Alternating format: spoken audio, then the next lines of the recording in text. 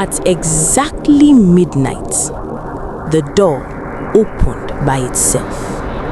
No wind, no human touch, and in the darkness of the room, something tall stood breathing slowly. Not human, not animal, just watching. The strange part?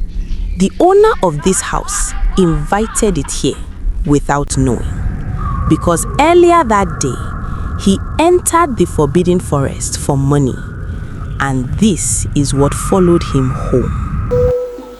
Morning in Omora village was always quiet. Roosters crowed, women fetched water, children ran barefoot. But inside one small mud house, a young man named Kelechi sat on the floor, holding his stomach. Hunger was not new to him, but this one was different. It burned. His little sister whispered, "Brother, is there food today?" He forced a smile. "No, but tomorrow," even though he didn't believe it himself. That night, while others slept peacefully, Kelechi stared at the ceiling. His mind kept whispering, "You cannot live like this forever." And that whisper slowly became a decision. 2 days later, Kelechi sat near the village fire. Old men were telling stories. One of them leaned forward and said quietly, "Deep inside Ogbo forest, there is hidden wealth left by ancient spirits." The fire cracked loudly. Another elder added, "But anyone who enters that forest without permission carries something back with him. Not money, something else." Kelechi laughed softly, but inside, his heart was already walking toward the forest. That night, he packed a small bag. Before sunrise, he left his house without telling anyone. As Kelechi approached the forest, the air changed. Birds stopped singing. The wind slowed. Tall trees stood like silent guards. He stopped at the entrance. His legs shook.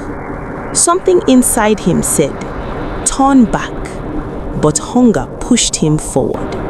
He entered. Inside the forest, every step sounded louder than normal. Crack, crunch, snap. Then, footsteps followed behind him. He turned. Nothing. But the feeling of being watched did not leave. After walking for hours, Kelechi saw something impossible. A small cave glowing faintly. Inside, clay pots filled with gold coins. His breath stopped. His hands trembled. He whispered, "This is it." He filled his bag quickly. But as he turned to leave, a voice echoed from nowhere. Deep, cold, ancient. "You have taken what is not yours." His heart slammed against his chest. He turned. No one was there, but the forest felt alive, breathing, watching. Suddenly, branches moved. Leaves rustled. The ground vibrated slightly. Kelechi ran. He did not look back. He only ran. When he reached the village, it was already night. People celebrated his sudden wealth. Food entered the house. Laughter returned. But that same night, at exactly midnight, Kelechi heard breathing.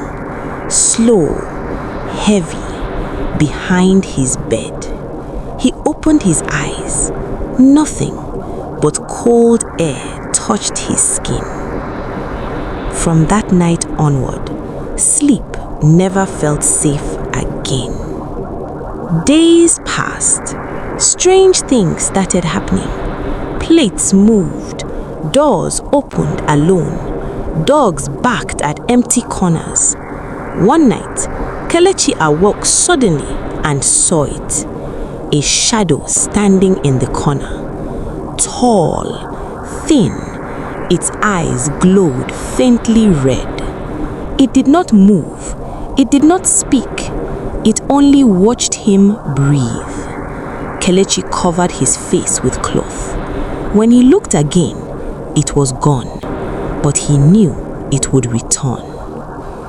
Terrified, Kelechi ran to the village priest. He told him everything: the forest, the gold, the shadow. The old man's hands shook. He said quietly, "You did not bring money home. You brought a forest spirit." Kelechi fell to his knees. "What do I do?" The priest replied, "Return the gold, apologize, or it will take payment another way." Kelechi whispered, "The money is gone." The old man closed his eyes. "Then the debt is not paid." That night, the air felt heavy. The moon was red. At midnight, the shadow returned, but this time it spoke. Its voice sounded like dry leaves breaking. "You took my offering, now I take you." Kelechi screamed. He ran outside. Villagers heard his cries. They saw him fighting invisible hands, falling, standing, screaming. Then suddenly, he collapsed.